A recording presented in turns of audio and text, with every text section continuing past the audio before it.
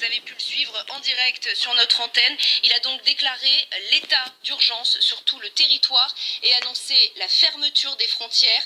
D'autres informations majeures qui nous parviennent minute après minute, les hôpitaux de Paris ont déclenché le plan blanc et la préfecture de Paris qui a donc invité les habitants à rester chez eux. Ce soir, on va rejoindre Marie Chantray qui se trouve donc dans le quartier de République. Et Marie, je crois que vous voyez défiler les ambulances ce soir. Oui, tout à fait. À l'instant, une vingtaine d'ambulances de la Croix-Rouge qui a traversé à toute vitesse cette place de la République, bloquée par les policiers depuis maintenant plus d'une heure, une vingtaine d'ambulances, alors que l'on sait qu'au même moment, un hôpital de campagne s'est monté près du cirque d'hiver. Tout ça est dans le même quartier du Bataclan, parce qu'au-delà des victimes, des personnes décédées, il y a également visiblement de très nombreux blessés, donc de très nombreuses ambulances qui arrivent sur zone pour porter secours aux premières victimes, alors que quelques minutes avant cela, c'était les hommes du raid que nous avons vus arriver, cagoulés dans plusieurs wagons. Là aussi, on sait qu'ils viennent de la région parisienne, les hommes du raid basés à Bièvre, qui sont là aussi déployés autour de ce quartier du Bataclan. Merci beaucoup Marie pour toutes ces précisions. À quelques centaines de mètres de vous se trouve Antoine Bourdarias. Vous êtes rue Bichat, Antoine. C'est là que s'est produite la toute première des fusillades de la soirée.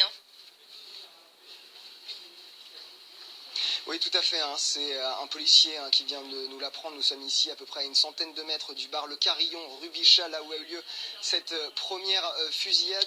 D'après une consoeur avec qui je viens discuter, qui a pu s'entretenir avec un témoin, ce témoin lui aurait dit avoir vu au moins une voiture s'arrêter devant la terrasse rue Bichat. Un homme en jean, non cagoulé, qui a sorti une Kalachnikov avant de tirer sur tout le monde sur la terrasse. Alors maintenant, tout le quartier est bouclé, vous l'imaginez bien, tous les restaurants, tous les bars ont fermé, les gens sont reclus chez eux. Il y a très peu de passants, énormément de forces de police. Quand je suis arrivé sur place il y a à peu près 2 heures, j'ai vu au moins 4 corps par terre recouverts d'un drap blanc. Les sirènes des pompiers et du SAMU étaient omniprésentes dans le quartier. Et le dernier camion des pompiers qui était ici ce soir est parti il y a quelques minutes. Des témoins sont encore auditionnés au Carillon, dans le bar où a eu lieu cette première fusillade de cette série d'attentats, et nous attendons plus d'informations de la part des policiers. Merci Antoine Bourdarias. Autre attaque ce soir, elle s'est déroulée près du Stade de France. C'est là que nous retrouvons Anne-Sophie de Christoffy. Il y a eu 2 explosions.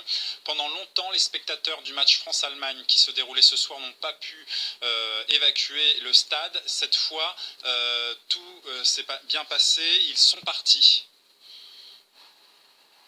Effectivement, Axel, tous les spectateurs qui s'étaient réunis sur la pelouse du Stade de France ont évacué le stade. Il n'y reste plus de spectateurs. Il aura fallu à peu près une heure et demie pour évacuer les 80 000 spectateurs qui étaient venus assister ce soir au match amical France-Allemagne à partir de 21h. Première explosion aux alentours de 21h16. J'ai regardé moi-même l'horloge dans le stade. Effectivement, c'était à peu près 16 minutes après le coup d'envoi. Première explosion très forte, très sourde, très audible même dans le stade, même s'il y a toujours beaucoup d'ambiance dans un stade de foot. Deuxième explosion forte à peu près 5-6 minutes après, et la tribune présidentielle s'est vidée à ce moment-là, puisque je vous rappelle que le chef de l'État était là pour assister à ce match amical. Troisième explosion, les spectateurs et les gens qui circulent autour et certains policiers confirment qu'il y a eu aussi une troisième explosion, celle-ci pendant la mi-temps, donc aux alentours de 21h45, 22h. Voilà pour les faits. Concernant la Fédération française de football, eh bien, elle a souhaité que ce match aille à son terme, et c'est finalement de la façon presque la plus calme que les spectateurs ont pu sortir. Certes, il y a eu un mouvement de foule au moment du coup de sifflet final, car certainement les spectateurs ont pris connaissance par téléphone de ce qui se passait dans Paris et ce qui s'était passé pendant le match aux alentours du Stade de France. Donc ce mouvement de panique qui a fait transférer une centaine de personnes sur la pelouse. Maintenant tout est revenu au calme, et seul le président de la Fédération française de football, Noël Le Graët, s'est exprimé ce soir. Didier Deschamps, le sélectionneur, a annulé sa conférence. Merci beaucoup Anne-Sophie Christoffy pour toutes ces précisions. Et pendant que vous parliez, Anne-Sophie, on apprenait de sources concordantes qu'effectivement l'une des explosions qui qui s'est produite près du Stade de France avait bien été provoquée par un kamikaze. Nous vous le disions dès 22h30. A priori, 2 attentats suicides près du Stade de France à Saint-Denis. Les premières attaques suicides sur le sol français. On va maintenant rejoindre Michel Floquet, qui est notre correspondant à Washington. Michel, on vient vers vous parce que Barack Obama s'est très vite exprimé sur ces attaques en France et a très vite exprimé sa solidarité